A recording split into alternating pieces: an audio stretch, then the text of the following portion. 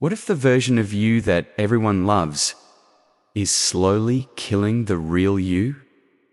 There's a psychological phenomenon researchers call self-abandonment, and studies suggest that over 70% of people experience it without ever having a name for it. You don't lose yourself all at once. It happens slowly, quietly, one small compromise at a time. One forced smile. One swallowed opinion. One yes that should have been a no. This is the story of a man who almost disappeared completely, not because life broke him, but because he was too busy holding everyone else together. His name was Dorian. He lived in a coastal village where fishermen left before sunrise and returned smelling of salt and silence.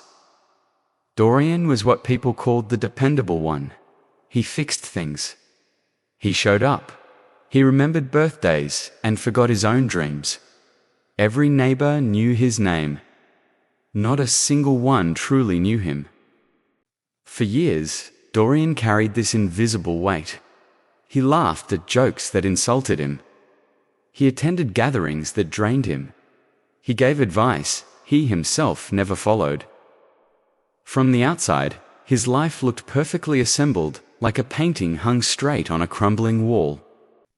Then one winter evening, a traveling craftsman arrived in the village. Old, unhurried, with eyes that seemed to measure things most people walked past.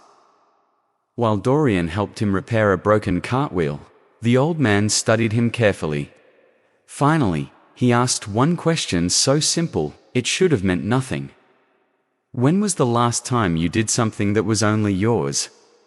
Dorian laughed. I'm doing fine, he said.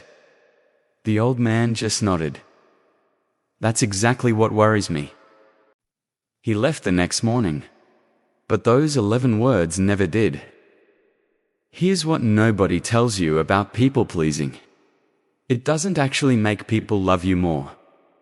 Research in social psychology consistently shows that people unconsciously respect those who hold boundaries and pity those who don't. Dorian had spent decades collecting people's comfort while losing his own foundation. So he began an experiment, not a revolution, just small, terrifying honesty. He said, I disagree for the first time in years. His voice shook. The room didn't collapse. The person actually leaned in, curious, interested, and a real conversation began. He started leaving events when he was tired, not when it felt politely acceptable. He stopped explaining himself. He chose silence over performance. And something remarkable happened. The people who only wanted his compliance drifted away. But the ones who remained? They came closer. They asked deeper questions.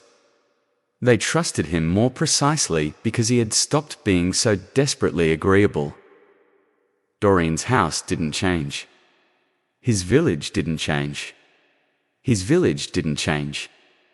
But the tightness in his chest, the one he'd carried so long he'd mistaken it for just being alive, finally released. Here is the question I want to leave inside you today. What part of yourself have you been slowly editing out just to make someone else more comfortable because the version of you that stops performing? That's not the worst version. That's the truest one. And it's been waiting patiently, quietly, this whole time. If this reached something in you, share it with one person who needs to hear it.